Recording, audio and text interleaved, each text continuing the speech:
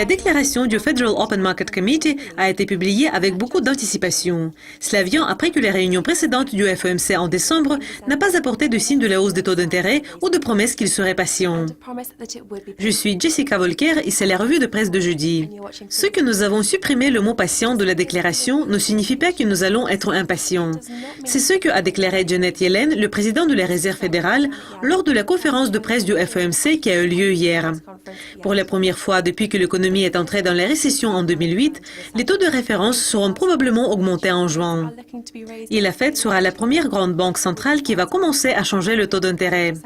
Madame Yellen a déclaré, « Avec la hausse du dollar qui agit comme un frein sur la croissance, d'autres forces la soutiennent, y compris une forte baisse des prix de l'énergie. » Après que la Banque centrale a fait cette déclaration, compte tenu des estimations de futures prévisions et les publications des données, les trois principaux indices de marché sur le New York Stock Exchange ont fortement bondi, de même que les prix des obligations.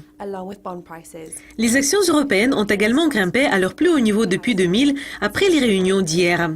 Et tous les 19 groupes de l'industrie sur l'indice Stocks Europe 600 ont progressé. Billiton Limited a gagné 1,9% et Rio Tinto a ajouté 1,3%. L'indice Stocks Europe 600 a augmenté de 0,7% et l'indice boursier de Standard & Poor's 500 a augmenté de 1,2%. Les prix des obligations ont également bondi en voyant le rendement des obligations de référence sur 10 ans du Trésor à son plus grande baisse sur une journée depuis octobre, chutant de 0,13 points à 1,92%. Les prévisions économiques trimestrielles de la Fed constituaient le changement le plus drastique des réunions du FOMC. Les responsables s'attendent à augmenter la production économique de 2,3% à 2,7% en 2015, ce qui était une réduction par rapport à 3% prédit des prévisions en décembre. On prévoit que l'inflation va également augmenter et les hauts responsables croient que les prix vont augmenter de 0,6% à 0,8% en 2015, puis de 1,7% à 1,9% en 2016. La déclaration de la Fed montre que l'augmentation du taux d'intérêt sera appropriée seulement lorsque l'inflation va s'approcher de son objectif de 2%.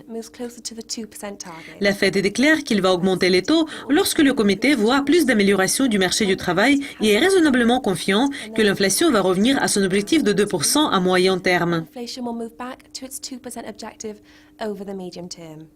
C'est tout pour la revue de presse d'aujourd'hui. Restez à l'écoute de Dukascopy TV pour apprendre plus. Mais pour le moment, au revoir.